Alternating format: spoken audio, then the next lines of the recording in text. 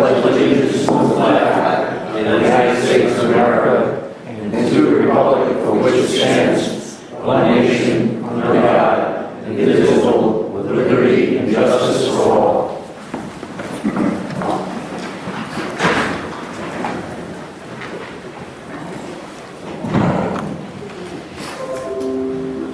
Announcements, I have one. State building on 144 Willow Ave. The MOU has been signed by the town with all the great work that was done by Sal and everyone else. And now we await the signatures of the state to make it official. That's good. Very good announcement. You like that announcement? Yes, no, Bob and I put a lot of time into getting that building, so Yeah. I think it's going to be a real good place for the maintenance guys, for the nursing home, to kind of beat on the state a little bit. Got what was actually really wanted. Thank you. I think it's a good deal. Do I have any other announcements? I have an announcement. Go ahead. Just when I was driving into the Commons this morning, I saw several volunteers from the Seconic Garden Club out cleaning the roadside, which they do very regularly. And I just wanted to thank them and recognize both the garden clubs in town and how fortunate we are to have all those volunteers keeping our town beautiful, cleaning it up, cleaning up the beaches, decorating for holidays, all of that. So I just want to give a shout out to the garden club volunteers. Can I just say one word?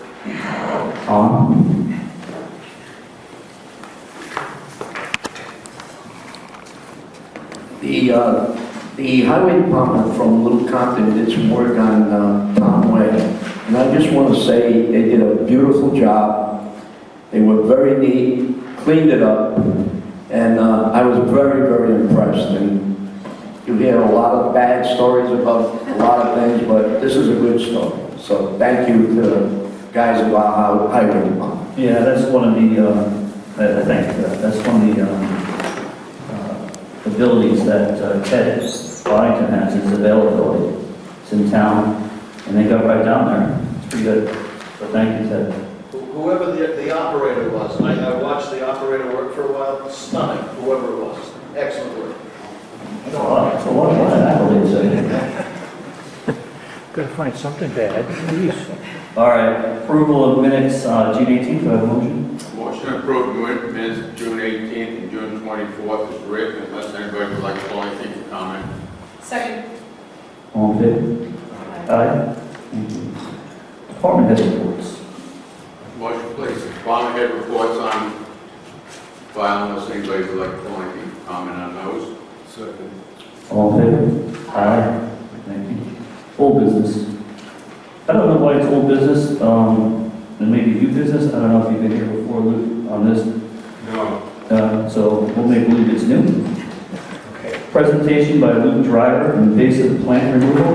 If anyone doesn't know Luke Driver, I don't know his full background, but he's a very active and he's done a lot of things in his life, a smart gentleman. He has a passion for invasives that are overtaking stone walls and forests here in Old Compton. And he has a presentation. Thank you so much, Mr. President, members of the council, and folks who are here.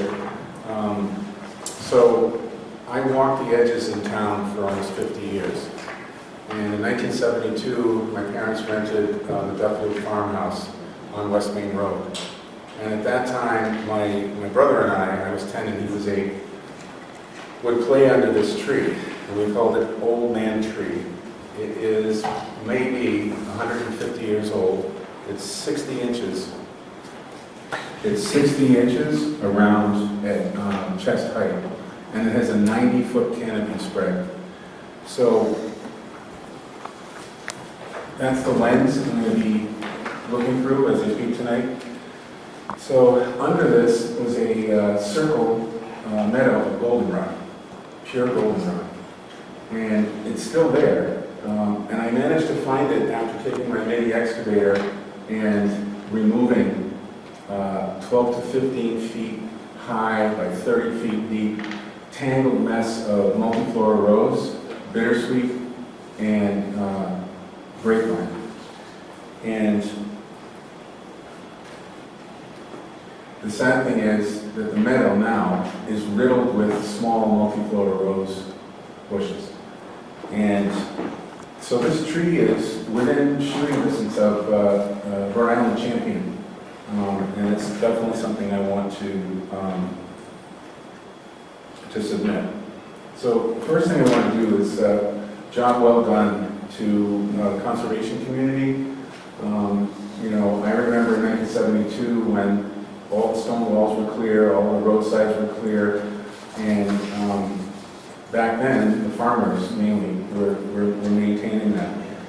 So the question before us tonight is, do we want recovery or salvage? So there's roughly 5,000 acres that have been preserved, public land. That's 1/3 of the town land. And it's time for us to decide how we care for it and how we maintain that land. We may be the first generation not to give it active stewardship. The threat I just described to the maple and its meadow is along road edges all over town, public, private land alike. So on this slide we see, this is LCACT is in blue and the SBA is in green. All of that land has been preserved. Okay. So I've spent about a year, I've been on the edges working on stone walls, and I got involved in this because there were no stone walls for me to be able to repair because they were so overgrown. And if I could describe that thicket, that's not a hedge. A lot of people look at these and think it's a native hedgerow. It's actually a multiflora rose can grow to about 12 feet high, 30 feet wide. You see all the white blooms there. I went around and I shot pictures of 30 different locations from on the main road from Summit Point Club up to the Duffield Farm. All of these are dead underneath. All of the native plants are gone. All of the native bugs are gone, which means all of the songbirds are gone. So I've got peer-reviewed research that backs all of this up. Let's see, lost my place. So in this, this is a database that I'm using. And I want to encourage everybody in town, if there's one thing every person can do right now is to walk near their home, find a large bittersweet vine, and cut it at the base. It will rot and fall out of the tree. But the bittersweet vines have gone all the way up into the tree canopy. And all along every road, it got established on the edge, but it's worked its way back in at least 100 feet. And it's spreading to the interior. I use this app called iNaturalist, and you just snap a picture, you upload it, it tells you, verifies if it is the plant or not. And you'll notice here, there are very, very few pins there are thousands of these in town, and we only have a handful of pins. So this is from multiflora rose, and this is your typical West Main Road hedge. There are mature trees in there. There's a beautiful stone wall in there. The state mows about 12 feet from the road edge, and then there's about 26 to 30 feet of land that used to be mown on both sides back in the 70s and 80s, which is completely overgrown. Inside there you will find multiple bittersweet vines that girdle the trunk, and when they do that, they squeeze the bark and the cambium layer and cut off sap. And when that happens, you have a dead tree. And I'm afraid, based on what I've seen and the research I've done, we're going to have acres and acres of standing dead forest in town if we don't do something about it now. There's no one to blame here. Conservation, private landowners are all affected. For 50 years, we trusted nature to take care of itself. No one could foresee when multiflora rose was planted as a crash barrier in the 50s and 60s that it would choke out everything around it. Maintenance wasn't needed then, it's needed now. This isn't about nostalgia. It's about restoring the food web and restoring public access so we can claim stewardship of a piece of land and care for it. All right. This is the damage, okay? So inside, this is a mature winterberry holly bush, and you see how the branches are all bent over? So the vine lobe, the multiflora rose is a scaffold, and then you have bittersweet and grapevine on top of that, literally squishes these plants down flat. It cuts off all sunlight, so this is a dead native bush. And if you look underneath, you can see there's no light that's getting down to the ground. So it will cost a lot of money to fix this problem, but it will be multiple times more if we wait. So we have the best tested way to control this is to get the roots out. This is a bittersweet root ball. If there's a tiny little piece of root in there, it will grow back. But this was a 50-year vine. If you dig it out, you're setting that plant back 50 years. So whoever comes after with a weed whacker can stay on top of it. I don't use any chemicals. And in terms of recovery, you guys may have noticed the, nope, that's not the one. Oh. So you may have noticed across from the stone house, I cleared an acre and exposed a wall that had been covered for 60 years. Most people in town didn't even know that a stone wall was there.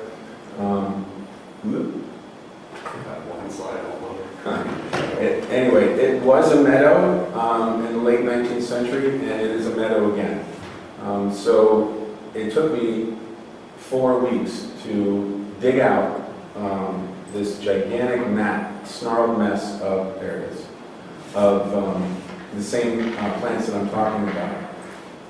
They had grown over the wall all the way out to the road, and some of you may remember that you couldn't see anything when you went around that corner. There, you just leave it like that. So that stone wall's been there since the late 19th century, so after clearing, I would plant immediately with field grass, and I've started to introduce native flowering plants and bushes, so we will have bird habitat and bugs again, so that the songbirds can feed and the bees can pollinate.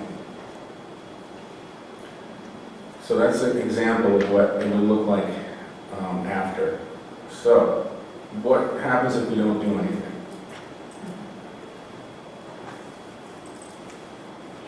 It's basically a disaster. Now, this has happened in other parts of Rhode Island where the tree canopy completely dies. It's not only defoliated, but the trees are dead. And the only thing you can do in that case, and the Nature Conservancy is doing this right now on a couple of properties in Rhode Island, with the spongy moth infestation, killed acres and acres of forest, and they had to hire a logging company. And they're in there right now using one of these gigantic machines. Basically, that thing will mulch mature trees. And so they go in there and they basically take everything down and have to start over again. David? Okay. So, I'll stand. So, my name's David Wexler. I've been living here for, 45, 50 years. And I served on the Ag Trust for 16 years. I was asked to say something in Luke's behalf. Luke was asked to make this presentation by Anya, and then she didn't show up today. I'm not sure what the sequence that was. Anya has her family. Yeah, she has family in town. And I think there might be Okay, well, that's the only reason I'm here. I know she wanted to be here. She listened. She is. Yeah. So, I stopped about 5 or 6 weeks ago and asked Luke what he was doing because I live on Blockhouse Lane down where the chicken man lives, the chicken taco truck is. he gave me his story, and he's on fire. He has a ton of knowledge. In this libertarian community, the question, what do we do with a guy with a ton of knowledge, a lot of skill, and a budget with no money for this? So my recommendation to the town council, to make it quick, is that you simply acknowledge the problem, support Luke, so that he can work with the various agencies or groups, including the Ag Trust, the Sakana Preservation, the Tree Committee, the Nature Conservancy, and whatever the state has, together. As long as he has the town council support, it'll make his effort a lot easier. John Berg gave me a picture of what this place looked like about 150 years ago or so, or 120 years ago, which shows, you can give that to the town council too, which shows at the end of this white road, the field, the area that Luke is trimming, that white strip that comes down, the area where he's cleaning out used to be a totally blank field where they farm. It just shows what it used to look like.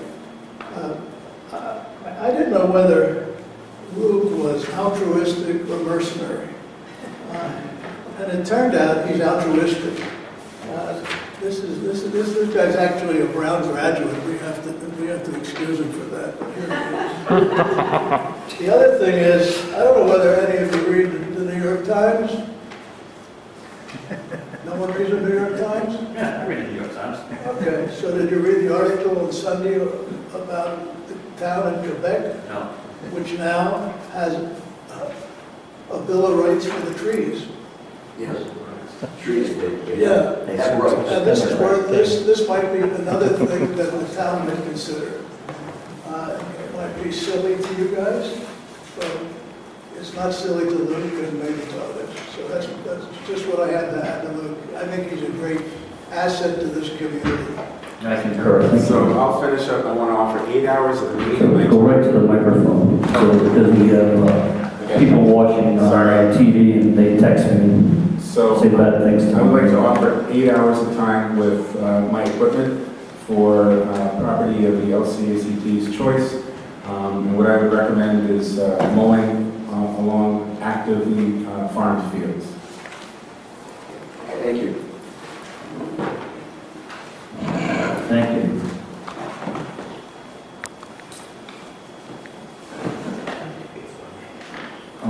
Do we want to make a motion here of any sort for what we just heard? No, it's down for discussion purposes. Discussion. Yep. But based upon what you've heard at your next meeting, if you would like to have a motion as to proceeding in this fashion, then that would be appropriate. Thank you, Lou. Anyone else? Thank you. Next meeting, we'll get together. Thank you. Old business too, request, this is definitely old business. I feel like it's the library chairs again, on like 12 times. Request from tax assessor to approve Rebecca Miranda as the deputy tax collector. I'll make that motion. Second. Any further discussion? Yes. Go ahead, sir. So the question here is, and I've done some research on this. Very shortly, you'll hear a presentation from the Charter Commission. And one of the things that we put in, and they're recommending to do, is to have a provision in the charter that will be similar to the ordinance that you enacted. So the question that was asked of you, what happens if that doesn't pass? When the vote is being voted on, does that impair what you're doing today? And after reviewing your ordinances and also your charter, it appears to me that the question is answered in two places.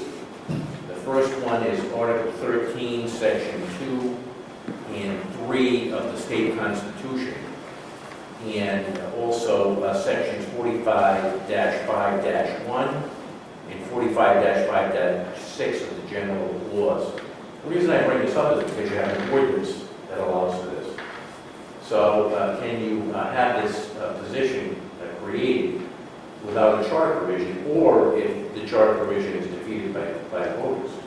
And I think the answer to that question is yes, because you have the ability to create this position, a town council, under the state constitution and the general laws on this thing. So the question becomes, if you have a deputy tax assessor, she acts as the tax assessor, certain things are taking place, the charter provision doesn't come through, will that make it so that those actions are null and void? In my opinion, no. So I think that this is something you can go forward to and vote on tonight.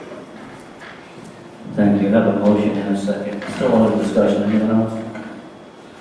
All in favor? Aye. Any opposed? Thank you. Hopefully never to see you So now again. you can go on vacation to me. Never to see you again. New business, continuing our ongoing theme of expediting Chief Ranger's time because it is valuable. If there's no objections, I'm going to move 4 on new business right up to 1. Any objection? Not seeing any. 4, receive letter of request from Police Chief Scott Raines to promote patrolman John Parlo, I had trouble, Parlo, excuse me, to rank as sergeant effective July 11, 2026. Discussion and action. Motion to approve. I have a motion and a second. We're under discussion. Would anyone like to say anything? Chief, would you like to say anything? So obviously with the recent retirement of Sergeant John Harris, we have a sergeant's spot available. Per the current contract, there is a testing process for the rank of sergeant. However, there was an MOU signed with the town and the union after the signatures of this current contract, which then puts a time limit on the amount of years required before they can take the sergeant's exam. So right now, the only person I have eligible for that sergeant's position is John Pomelo, and he's already been serving in a supervisory role. He's our accreditation manager, he's our de facto animal control officer, and he's a shift supervisor more often than not. So he's more than capable, in his leadership and dedication to the town will only be kind of emphasized with this promotion. This won't be any problem with the union, will it, Chief? No, they signed the MOU with the town. Anyone else on the discussion? All in favor? Aye. Any opposed? Not seeing any. Thank you, Chief. Thank you very much. New business 1, a request from tree warden for guidelines/protocol for enforcement near roadsides. Discussion and action. I don't see our tree warden here. The solicitor has been charged with looking at this, and I can read a couple of things. Maybe we'll save a little time. But go ahead. I'll let the others go. So this is something that has come up previously. John, can you get into the microphone just because I think I lost it? Sorry about that. This is something that's come up previously on this, and the question is what happens? He's on. No, John. Can you hear me? Yes, Okay, this is a matter that has come up previously, and the question is what happens when there are trees in the right-of-way, the town right-of-way, and perhaps it's a tree that's been there, or it's a tree that, or a shrub has been placed there by a property owner. The matter is governed by Section 2-14-8, and what it says is the removal and pruning of trees that are under the control of the tree warden, and that's any tree or shrub that is on town property. Unless it's an emergency removal, if there is an issue for public safety, it's an immediate threat, that tree can be taken down immediately. However, if it's not, if there is a concern for public safety, the tree warden is required under Section 2-14-8 to post a notice in the proximity of the tree. I recommend they go on the tree, that in 5 days, the tree will be either removed or pruned.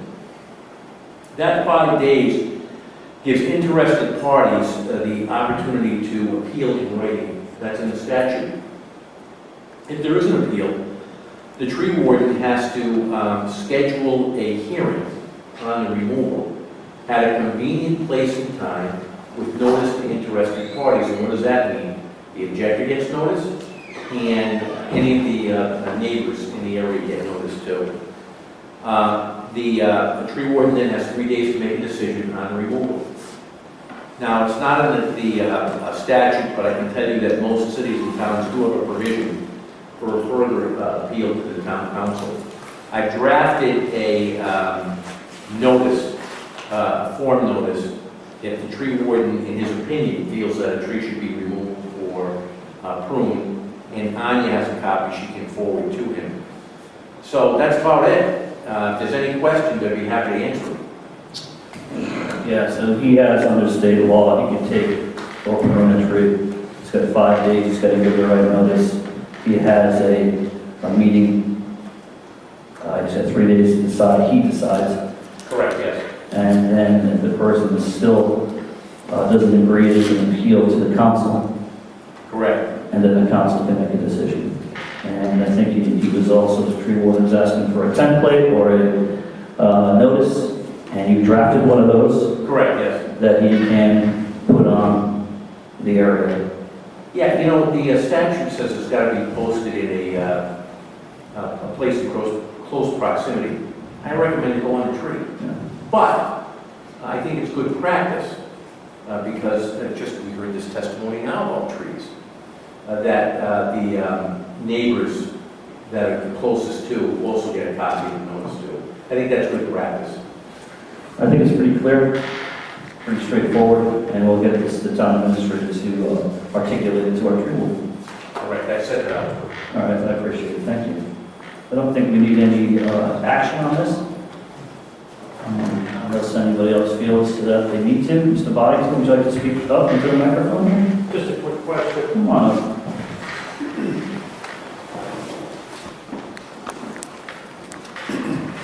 Fred Boddington, also known as Ted, Public Works Director. Mr. DeSisto, does this include lower shrubs like ornamental grasses and flowering plants that are planted right along the sides of roads? Because we do have issues on a couple of roads where stuff has caused problems plowing snow in the wintertime. So would that fall under Public Works or under the tree warden? It goes to the tree warden. The statute says trees and shrubs. Trees and shrubs. Correct, yes. Okay. Now, you know, if it is impacting DPW's ability to carry out its functions, that's something that needs to be forwarded to the tree warden. The statute states that the tree warden is the one that does the notice and has the things going, but that doesn't stop you from giving him your input. Correct. Okay, thank you. Anyone else? Yeah, it's just this form and posting that covers our legal obligation, because some people treat trees as their children. And, they don't see the notice. Let's just say theoretically, you post it on the tree and you post it on the doors of the neighbors and somebody's not home, and then they come and cut the tree and the uproar starts. That legally covers us for. It does. This form that I'm using is something that other communities use too. And I agree with you. When a tree is going to come down and the notice is posted, I think the overwhelming amount of them get a hearing. And by the way, anybody, not just a neighbor or somebody, you know, in close proximity can appeal. It can be anyone. It can be that guy. Right? And if he files the appeal, then you have to have the hearing on it. One of the things that I say is this: even though the statute says all you have to do is post it in close proximity, I do think it's good practice to let the neighbors know that the tree's going to come down. So that notice can be posted, but also sent out to the neighbors. Thank you. Anyone else? All right, thank you, no action on that. New business 2, Home Rule Charter Commission proposed charter amendments, discussion and action. I'd like to take a second to thank the Charter Review Committee for their diligent, hard work. My understanding is this iteration of the committee worked really hard, put a lot of time and thought into it. So I'm very appreciative of the volunteers here in Little Compton. Sometimes they get people to come up that are upset with them and make it uncomfortable for them. But they did a great job. As a volunteer, they did get paid for it. So I appreciate that. I'm here to accept that from the council and schedule a public hearing for July 23rd. That'll be my motion. I'll second that. I was going to We have a motion and a second, add, and the rest is discussion. yeah, Heather, am I right that it's already been advertised? I feel like I saw this a lot of times. I had to get it going. Okay, I okay. wanted it for 3 weeks. Got it, okay. Yep, I just wanted to make sure, because we're voting on it and sort of I've codifying. only done 1 week, but you suggested we do it for 3. Okay, Yeah, get nervous about these things. okay. So- He likes over advertising. I'm a belt and suspenders guy. Yeah. So that'll be the time to really dig into it, to give everybody a chance to look at these recommendations. I think there's 36. So I would take a day or two, digest those. It's very well written, very well done. And we can have a big charter review session on July 23rd. Maybe we'll even start at 6. Okay, may I? Yes. It's So supposed to advertise, so. 7 o'clock, we're not switching that, no. So I think your motion, just as clarification, we have to get the language for whatever is going to go on the ballot to the Secretary of State on August 5th. So I think it needs to be made clear that in your motion that if you're going to have a public hearing and vote that night, you're probably going to have a special meeting the next week after that to approve whatever language that Heather and I come up with. For those of the 36 items that the council votes to send out to the voters, you're going to need to see that language, which they've already done a good job, but you're also going to need, you're going to have to see the language that's going on the ballot. Because what's required is that there has to be a summary of what this is. And I think that's just as important as the language, because that's what the voter who goes to vote is going to see. So there's been some questions. A lot of stuff to do between now and August 5th. A lot of work to do, and those summaries have to be short, but not too short, long, but not too long. There's been some litigation in other towns about that, is that correct? Yes, it becomes a major issue if not handled properly. So it's a lot of work for the clerk, it's a lot of work for our solicitor. And the clerk. And the clerk. And we'll have a special meeting for that after the 23rd also. So we are under discussion, and we have a question or a comment. Is there a way that we can have the items that are going to be discussed at that meeting beforehand? They're public right now. Sorry, it is part of the packet right now, but I've been posting it now that they've accepted it on the website tomorrow. Okay, And then I also will have it in the office for anybody to pick up. thank you, thank you. Anyone else? Thank you. New business 3, You don't have an all in favor. all in favor? Aye. Any opposed? Thank you. 3, interim finance director John Mackey, 1-year contract ending June 30th, 2027, discussion and action. I will make that motion. Do I have a second? Second. Any further discussion? So this is $90,000 for a 20-hour week, which would be $180,000 a year if I'm doing my math correctly. Is that correct?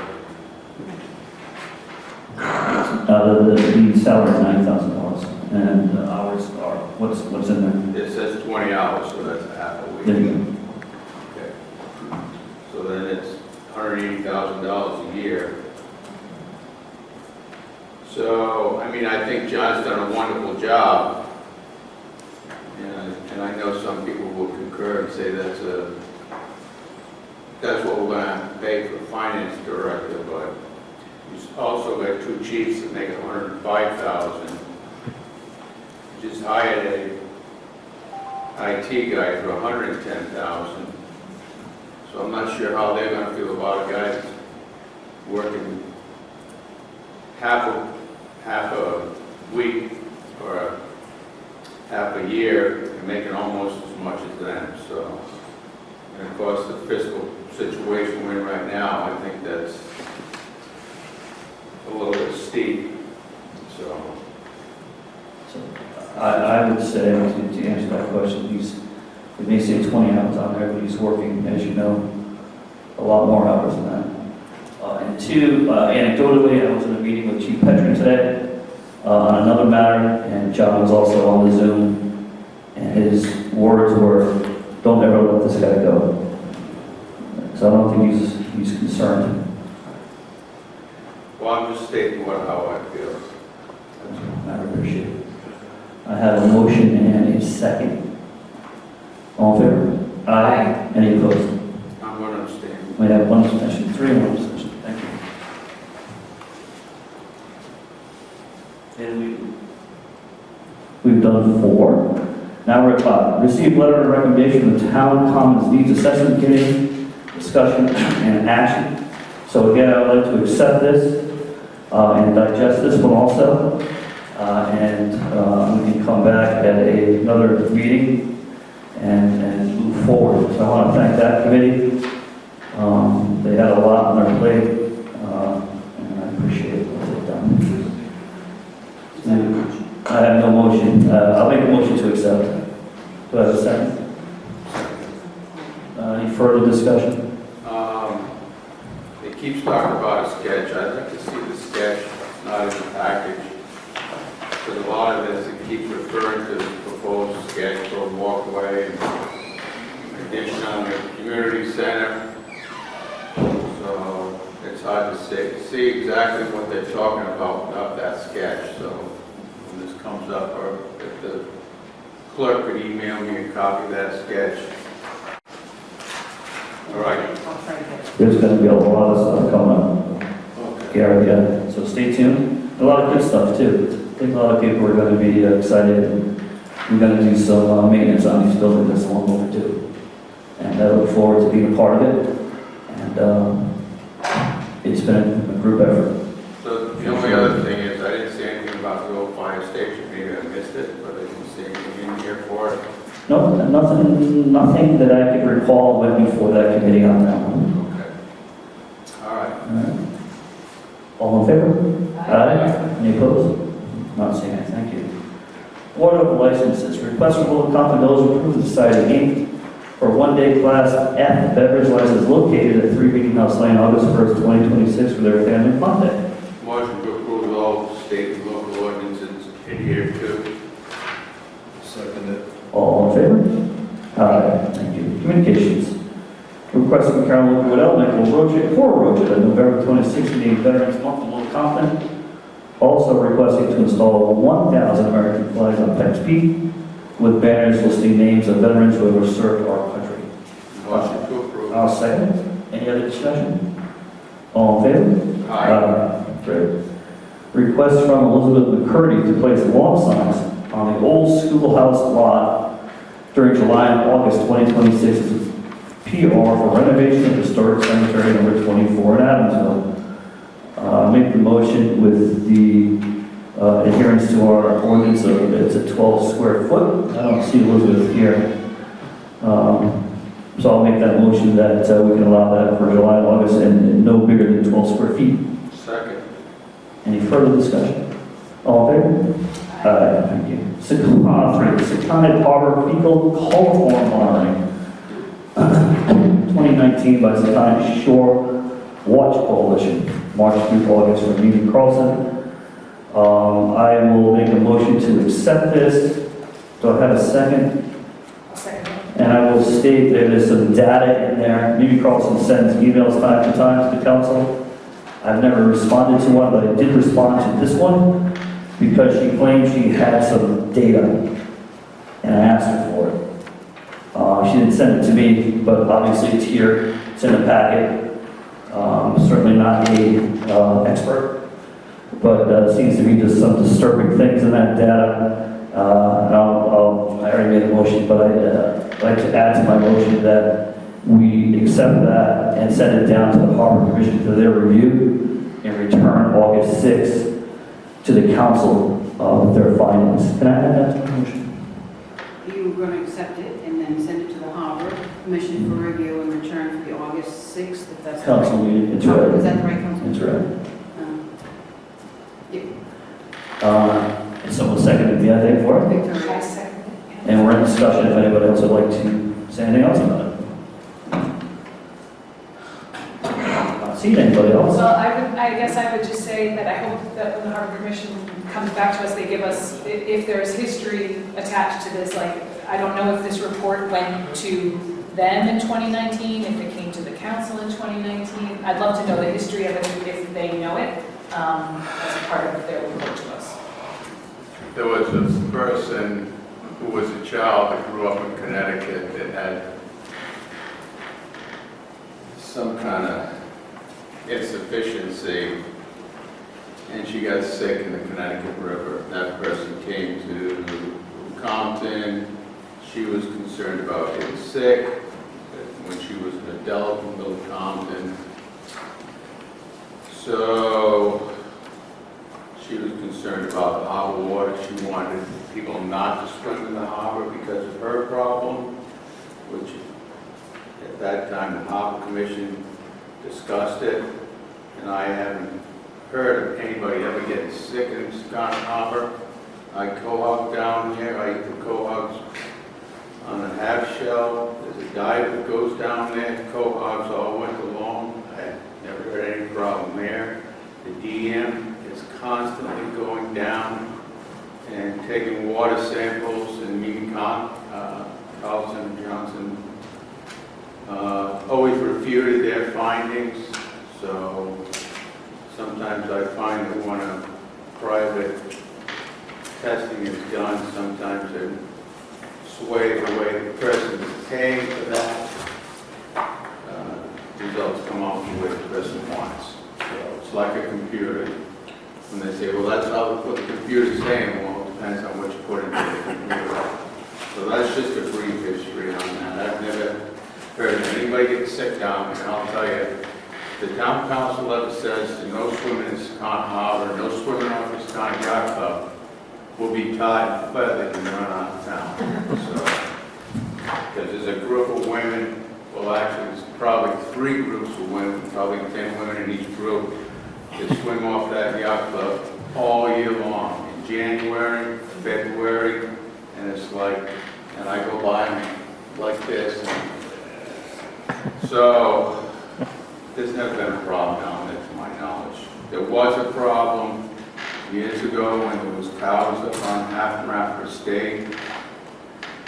And when we had a big rain, I guess from their defecation, it ran down into the pond, and you would have a bacteria coliform situation over in the southwest corner of the harbor, but now there's no animals up there anymore, so that seems to have taken care of itself. So that's a brief history. I'm sure the chairman of the Harbor Commission will come up with a quite good summary of it. Thank you. Victoria, to answer your specific question, where was this sent in 2019 to 2026? I asked that question to this person on an email, and there was no answer to that, so I don't know. All right, I think we have a motion. Yeah. I think it's good. And a second. All in favor? Aye. Any opposed? No, thank you. And we are at 5 now. We're at 4. Email received from Richard Kalinsky concerning Corsicana yacht proposal, desalinate harbor water and dumping very salty water into the harbor. I'll make a motion to send this to the Harbor Commission for discussion. I'll second it. Any further discussion? We have a hand right up to right on.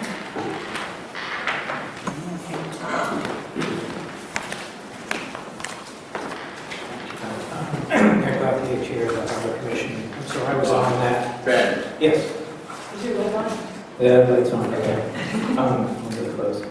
Ben Gauthier, Chair of the Harbor Commission. So I was on that email from Mr. Kalinowski, and so I replied to him immediately with you folks on copy to let him know that his concerns had been raised or under consideration. Earlier this week, I had a invitation to join the RIDE's team as they were reviewing the preliminary design prior to submission. They found the design to be extremely conservative. They felt that the salinity levels that will be produced by this desalination system are very acceptable. They also agreed with the SBC's proposal to move the outfall a little bit farther away from the town dock, just out of goodwill, not out of need, based on the levels that they saw, and they concurred with that. So as far as I can see at this point in time, it is an extremely responsible design that does address the concerns that Mr. Kalinowski and many other people have raised. And I think we're going to be in good shape with this. So we can reiterate that in a letter back to you, the council, if you want, but I think you were on copy to mine to him.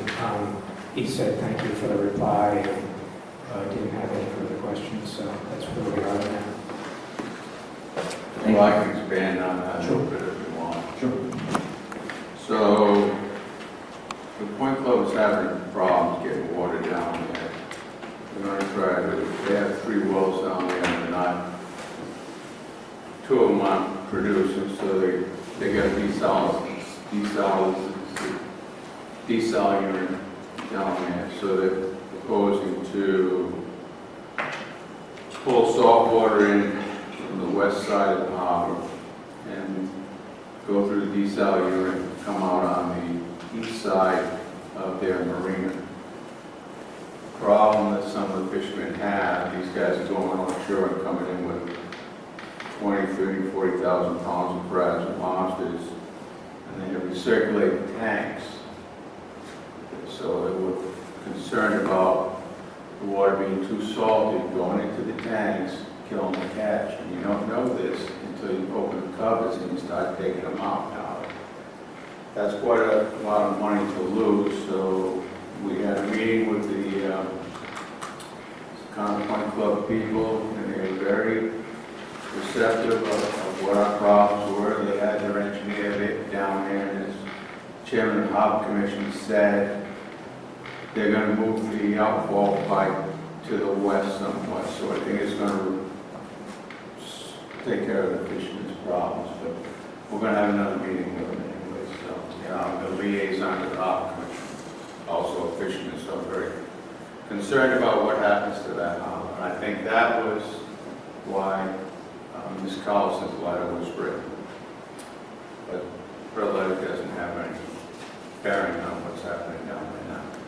If I may, so there's 2 aspects to Ms. Clausen's letter. One is the coliform data history that you got from her, but on top of the letter to Larry Anderson, there was another letter saying that the SPC should move everything outside into the river. Originally, the outfall was outside. It couldn't stand the storm damage. They applied to CRMC to rebuild out there, and because that's all type 1 water outside the breakwater, it was disallowed. It's type 5 water in front of them, and so CRMC is mandating that they have it, where it is. And to Gary's point, they are moving it a little further away from the low circulation area by the town dock, just for an extra margin of safety for the commercial guys that are in there for a few days trying to offload. So I think it's a good outcome by some extremely expensive but expert people doing the work. So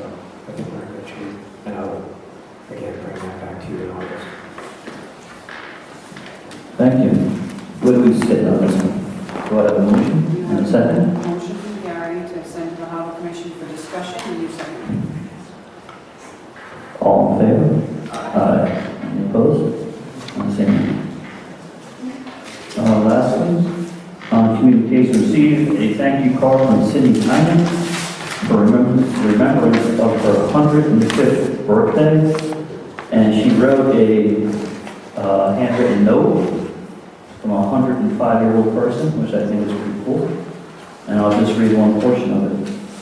Hello, everybody. I don't believe you had the chance to see the beautiful, huge pot of perennials that Beckham's delivered in your name. I was so touched and delighted that you would want to remember my 105th birthday. And I think this is pretty poignant. I honestly believe that the clean air on our lovely town has kept me going. I thought that was pretty neat that someone would write that. So I will just make a motion to receive her lovely correspondence and wish her a happy birthday. Do I have a second? Second. All in favor? Aye. Consent, there's none. Payment of bills? Motion to pay the bills. Second. All in favor? Aye. I'll make a motion to adjourn. Do I have a second? Second. All in favor?